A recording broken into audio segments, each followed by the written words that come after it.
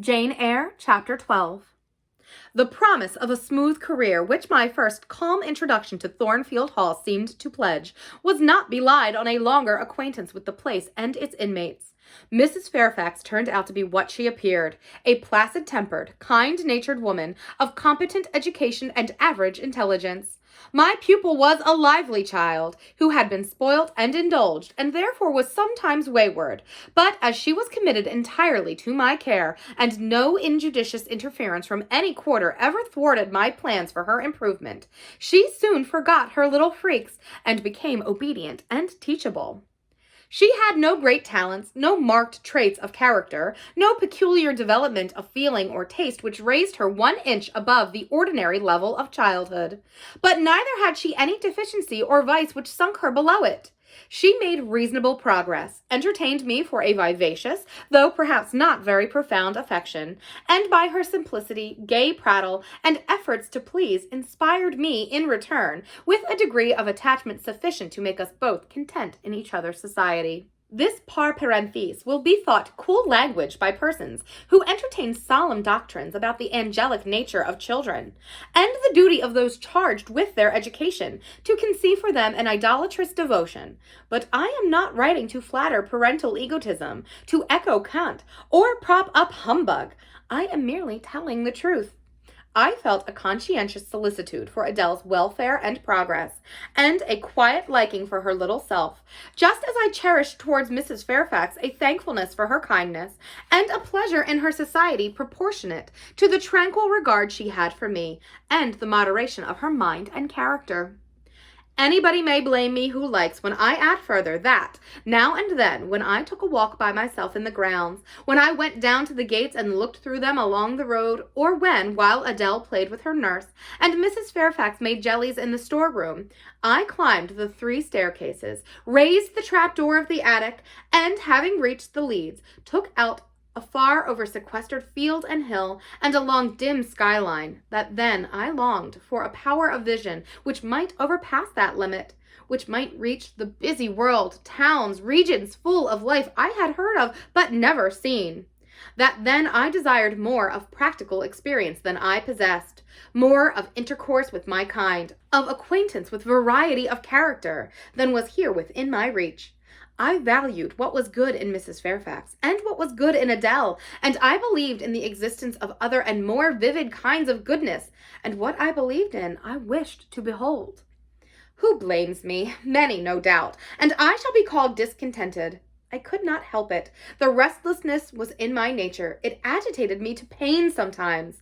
Then my sole relief was to walk along the corridor of the 3rd story, backwards and forwards, safe in the silence and solitude of the spot, and allow my mind's eye to dwell on whatever bright visions rose before it. And certainly they were many and glowing, to let my heart be heaved by the exultant movement, which, while it swelled it in trouble, expanded it with life, and best of all, to open my inward ear to a tale that was never ended, a tale my imagination created and narrated continuously, quickened with all of incident, life, fire, feeling, that I desired and had not in my actual existence. It is in vain to say human beings ought to be satisfied with tranquility. They must have action, and they will make it if they cannot find it. Millions are condemned to a stiller doom than mine, and millions are in silent revolt against their lot. Nobody knows how many rebellions, besides political rebellions, ferment in the masses of life which people earth. Women are supposed to be very calm generally, but women feel just as men feel. They need exercise for their faculties and a field for their efforts as much as their brothers do. They suffer from too rigid a restraint, too absolute a stagnation, precisely as men would suffer, and it is narrow-minded in their more privileged fellow creatures to say that they ought to confine themselves to making puddings and knitting stockings, to playing on the piano and embroidering bags. It is thoughtless to condemn them or laugh at them if they seek to do more or learn more than custom has pronounced necessary for their sex. When thus alone, I not unfrequently heard Grace Poole's laugh, the same peal, the same low, slow ha-ha, which when first heard had thrilled me. I heard, too, her eccentric murmurs, stranger than her laugh. There were days when she was quite silent, but there were others when I could not account for the sounds she made. Sometimes I saw her. She would come out of her room with a basin or a plate or a tray in her hand, go down to the kitchen and shortly return, generally, oh romantic reader, forgive me for telling the plain truth, bearing a pot of porter. Her appearance always acted as a damper to the curiosity raised by her oral oddities. Hard-featured and staid, she had no point to which interest could attach. I made some attempts to draw her into conversation, but she seemed a person of few words. A monosyllabic reply usually cut short every effort of that sort. The other members of the household, vis-a-vis John and his wife, Leah, the housemaid, and Sophie, the French nurse, were decent people, but in no respect remarkable. With Sophie I used to talk French, and sometimes I asked her questions about her native country, but she was not a very descriptive or narrative turn, and generally gave such vapid and confusing answers as were calculated rather to check than encourage inquiry. October, November, December passed away. One afternoon in January, Mrs. Fairfax had begged a holiday for Adele because she had had a cold, and as Adele seconded the request with an ardor that reminded me how precious occasional holidays had been to me in my own childhood, I accorded it, deeming that I did well in showing pliability on the point. It was a fine, calm day, though very cold. I was stirred of sitting still in the library through a whole long morning. Mrs. Fairfax had just written a letter which was waiting to be posted, so I put on my bonnet and cloak and volunteered to carry it to Hay. The distance, 2 miles, would be a pleasant winter afternoon walk. Having seen Adele comfortably seated in her little chair by Mrs. Fairfax's parlor fireside, and given her her best wax doll, which I usually kept enveloped in silver paper in a drawer, to play with, and a storybook for a change of amusement, and having replied to her, "Revenue bien été, ma bonne mamie, ma chère Mademoiselle Jeannette," with a kiss, I set out. The ground was hard, the air was still, my road was lonely. I walked fast till I got warm, and then I walked slowly to enjoy and analyze the species of pleasure brooding for me in the hour and situation. It was 3 o'clock. The church bell tolled as I passed under the belfry. The charm of the hour lay in its approaching dimness, in the low gilding and pale beaming sun. I was a mile from Thornfield, in a lane noted for wild roses in the summer, for nuts and blackberries in autumn, and even now possessing a few coral treasures in hips and haws, but whose best winter delight lay in its utter solitude and leafless repose. If a breath of air stirred, it made no sound here, for there was not a holly, not an evergreen to rustle, and the stripped hawthorn and hazel bushes were as still as white, worn stones which causewayed the middle of the path. Far and wide on each side there were only fields where no cattle now browsed, and the little brown birds which stirred occasionally in the hedge looked like single russet leaves that had forgotten to drop. This lane inclined uphill all the way to Hay. Having reached the middle, I sat down on a stile which led hence into a field. Gathering my mantle about me and sheltering my hands and my muff, I did not feel the cold, though it froze keenly, as was attested by a sheet of ice covering the causeway, where a little brooklet, now congealed, had overflowed after a rapid thaw some days since. From my seat I could look down on Thornfield. The gray and battlemented hall was the principal object in the vale below me. Its woods and dark rookery rose against the west.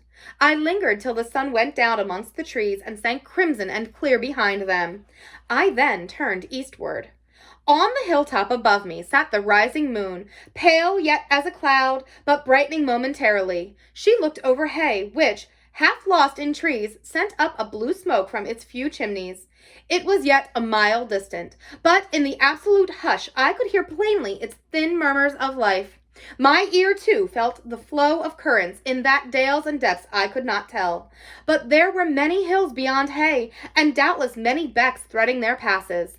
That evening, calm betrayed alike the tinkle of the nearest streams, the sough of the most remote. A rude noise broke on these fine ripplings and whisperings at once, so far away and so clear, a positive tramp, a metallic clatter, which effaced the soft wave wanderings, as in a picture, the solid mass of a crag, or the rough boles of a great oak, drawn in dark and strong on the foreground, effaced the aerial distance of azure hill, sunny horizon, and blended clouds where tint melts into tint. The din was on the causeway. A horse was coming.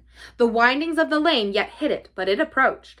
I was just leaving the stile yet, as the path was narrow. I sat still to let it go by.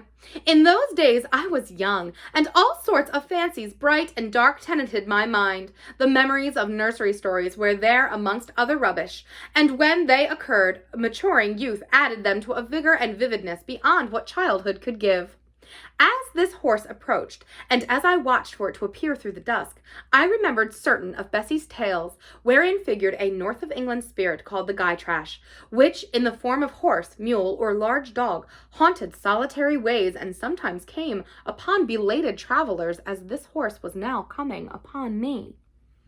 It was very near, but not yet in sight, when, in addition to the tramp, I heard a rush under the hedge, and close down by the hazel stems glided a great dog, whose black and white color made him a distinct object against the trees. It was exactly one form of Bessie's Gytrash, a lion-like creature with long hair and a huge head. It passed me, however, quietly enough, not staying to look up, with strange, pretercanine eyes in my face, as I half expected it would. The horse followed, a tall steed, and on its back a rider. The man, the human being, broke the spell at once. Nothing ever rode the Gytrash. It was always alone, and goblins, to my notions, though they might tenant the dumb carcasses of beasts, could scarce covet shelter in the commonplace human form. No Gytrash was this, only a traveler taking the short-cut to Millcote. He passed, and I went on a few steps, and I turned. A sliding sound and an exclamation of, "What the deuce is to do now?" and a clattering tumble arrested my attention. Man and horse were down. They had slipped on the sheet of ice which glazed the causeway. The dog came bounding back, and seeing his master in a predicament, and hearing the horse groan, barked till the evening hills echoed the sound, which was deep in proportion to his magnitude.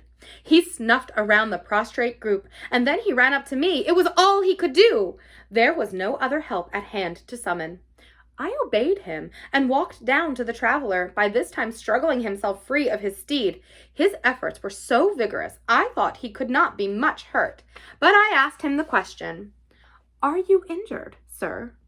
I think he was swearing, but I am not certain. However, he was pronouncing some formula which prevented him from replying to me directly. "Can I do anything?" I asked again. "You must just stand on one side," he answered as he rose, first to his knees, then to his feet. I did, whereupon began a heaving, stamping, clattering process, accompanied by a barking and baying which removed me effectually some yards' distance. But I would not be driven quite away till I saw the event. This was finally fortunate. The horse was re-established, and the dog was silenced with a "Down, pilot!" The traveler, now stooping, felt his foot and leg, as if trying whether they were sound. Apparently something ailed them, for he halted to the stile whence I had just risen, and sat down. I was in the mood for being useful, or at least officious, I think, for I now drew near him again. "If you are hurt and want help, sir, I can fetch someone either from Thornfield Hall or from Hay." "Thank you, I shall do. I have no broken bones, only a sprain." And again he stood up and tried his foot, but the result extorted an involuntary ugh. Something of daylight still lingered, and the moon was waxing bright. I could see him plainly. His figure was enveloped in a riding cloak, fur-collared and steel-clasped. Its details were not apparent, but I traced the general points of middle height and considerable breadth of chest. He had a dark face with stern features and a heavy brow. His eyes and gathered eyebrows looked ireful and thwarted just now. He was past youth, but had not reached middle age. Perhaps he might be 35. I felt no fear of him, and but little shyness. Had he been a handsome, heroic-looking young gentleman, I should have not dared to stand thus questioning him against his will, and offering my services unasked. I had hardly ever seen a handsome youth, never in my life spoken to one. I had a theoretical reverence and homage for beauty, elegance, gallantry, fascination. But had I met those qualities incarnate in masculine shape, I should have known instinctively that they neither had nor could have sympathy with anything in me, and would have shunned them as one would fire, lightning, or anything else that is bright but antipathetic. If even this stranger had smiled and been good-humored to me when I addressed him, if he had put off my offer of assistance gaily and with thanks, I should have gone on my way and not felt any vocation to renew inquiries. But the frown, the roughness of the traveler set me at my ease. I retained my station when he waved me to go, and announced, "I cannot think of leaving you, sir, at so late an hour, in this solitary lane, till I see you are fit to mount your horse." He looked at me when I said this. He had hardly turned his eyes in my direction before. "I should think you ought to be at home yourself," said he. "If you have a home in this neighborhood, where do you come from?" "From just below, and I am not at all afraid of being out late when it is moonlight. I will run over to Hay for you with pleasure if you wish it. Indeed, I am going there to post a letter." "You live just below. Do you mean at that house with the battlements?" Pointing to Thornfield Hall, on which the moon cast a hoary gleam, bringing it out distinct and pale from the woods, that, by contrast with the western sky, now seemed one mass of shadow. "Yes, sir." "Whose house is it?" "Mr. Rochester's." "Do you know Mr. Rochester?" "No, I have never seen him." "He is not resident, then?" "No." "Can you tell me where he is?"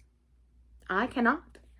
"You are not a servant at the hall, of course. You are—" He stopped, ran his eye over my dress, which, as usual, was quite simple. A black merino cloak, a black beaver bonnet, neither of them half fine enough for a lady's maid. He seemed puzzled to decide what I was. I helped him. "I am the governess." "Ah, the governess," he repeated. "Deuce take me if I had not forgotten the governess!" And again my raiment underwent scrutiny. In 2 minutes he rose from the stile. His face expressed pain when he tried to move. "I cannot commission you to fetch help," he said, "but you may help me a little yourself, if you will be so kind." "Yes, sir." "Do you not have an umbrella that I can use as a stick?" "No." "Try and get a hold of my horse's bridle and lead him to me. You are not afraid?" I should have been afraid to touch a horse when alone, but when told to do it, I was disposed to obey. I put down my muff on the stile and went up to the tall steed. I endeavored to catch the bridle, but it was a spirited thing, and would not let me come near its head. I made effort on effort, though in vain. Meantime, I was mortally afraid of its trampling forefeet. The traveler waited and watched for some time, and at last he laughed. "I see," he said. "The mountain will never be brought to Mahomet, so all you can do is to aid Mahomet to go to the mountain. I must beg of you to come here." I came. "Excuse me," he continued. "Necessity compels me to make you useful." He laid a heavy hand on my shoulder, and leaning on me with some stress, limped to his horse. Having once caught the bridle, he mastered it directly and sprang to his saddle, grimacing grimly as he made the effort, for it wrenched his sprain. "Now," said he, released his lip under a hard bite, "just hand me my whip. It lies there under the hedge." I sought it and found it. "Thank you. Now make haste with the letter to Hay, and return as fast as you can." A touch of a spurred heel made his horse first start and rear, and then bound away. The dog rushed in his traces. All three vanished. Like heath fat in the wilderness, the wild wind whirls away. I took up my muff and walked on. The incident had occurred and was gone from me. It was an incident of no moment, no romance, no interest in a sense, yet it marked with change one single hour of a monotonous life. My help had been needed and claimed. I had given it. I was pleased to have done something, trivial, transitory though the deed was. It was yet an active thing, and I was weary of an existence all passive. The new face, too, was like a new picture introduced to the gallery of memory, and it was dissimilar to all the others hanging there, firstly because it was masculine, and secondly because it was dark, strong, and stern. I had it still before me when I entered Hay, and slipped the letter into the post office. I saw it as I walked fast downhill all the way home. When I came to the stile, I stopped a minute, looking round and listened, with an idea that a horse's hoofs might ring on the causeway again, and that a rider in a cloak and a guy-trash-like Newfoundland dog might be again apparent. I saw only the hedge and a pollard willow before me, rising up still and straight to meet the moonbeams. I heard only the faintest waft of wind roaming fitful among the trees round Thornfield, a mile distant, and when I glanced down in the direction of the murmur, my eye, traversing the front hall, caught a light kindling in a window. It reminded me that I was late, and I hurried on.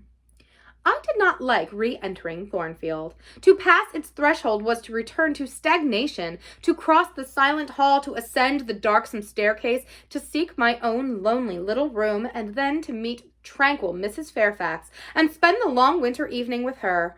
And her only was to quell wholly the faint excitement wakened by my walk, to slip again over my faculties the viewless fetters of a uniform and too still existence, of an existence whose very privileges of security and ease I was becoming incapable of appreciating. What good it would have done me at that time to have been tossed into the storms of an uncertain, struggling life, and to have been taught by rough and bitter experience to long for the calm amidst which now I repined. Yes, just as much good as it would do a man, tired of sitting still in too easy chair, to take a long walk, and just as natural was the wish to stir under my circumstances as it would be under his. I lingered at the gates. I lingered on the lawn. I paced backwards and forwards on the pavement. The shutters of the glass door were closed. I could not see into the interior, and both my eyes and spirit seemed drawn from the gloomy house, from the gray hollow filled with rayless cells, as it appeared to me, to that sky expanded before me, a blue sea absolved from taint of cloud, the moon ascending it in solemn march. Her orb seemed to look up as she left the hilltops, from behind which she had come, far and farther below her, and aspired to the zenith, midnight dark in its fathomless depth and measured distance. And for those trembling stars that followed her course, they made my little heart tremble, my veins glow when I viewed them. Little things recall us to earth. The clock struck in the hall, that sufficed. I turned from moon and stars, opened a side door, and went in.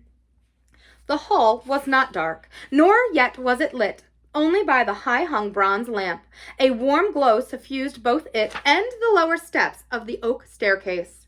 This ruddy shine issued from the great dining room, whose two-leaved door stood open and showed a genial fire in the grate, glancing on marble hearth and brass fire irons, and revealing purple draperies and polished furniture in the most pleasant radiance. It revealed, too, a group near the mantelpiece. I had scarcely caught it, and scarcely become aware of a cheerful mingling of voices, amongst which I seemed to distinguish the tones of Adele when the door was closed. I hastened to Mrs. Fairfax's room. There was a fire there too, but no candle, and no Mrs. Fairfax. Instead, all alone, sitting upright on the rug, and gazing with the gravity at the blaze, I beheld a great black and white, long-haired dog, just like the Gytrash of the lane. It was so like it that I went forward and said, "Pilot," and the thing got up and came to me and snuffed me.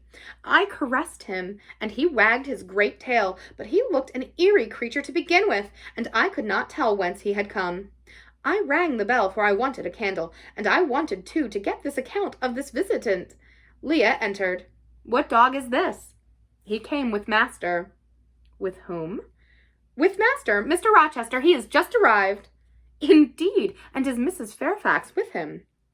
"Yes, and Miss Adele. They are in the dining room, and John is gone for a surgeon, for master has had an accident. His horse fell, and his ankle is sprained." "Did the horse fall in Hay Lane?" "Yes, coming downhill it slipped on some ice." "Ah, bring me a candle, will you, Leah?" Leah brought it. She entered, followed by Mrs. Fairfax, who repeated the news, adding that Mr. Carter, the surgeon, has come, and was now with Mr. Rochester. Then she hurried out to give orders about tea, and I went upstairs to take off my things.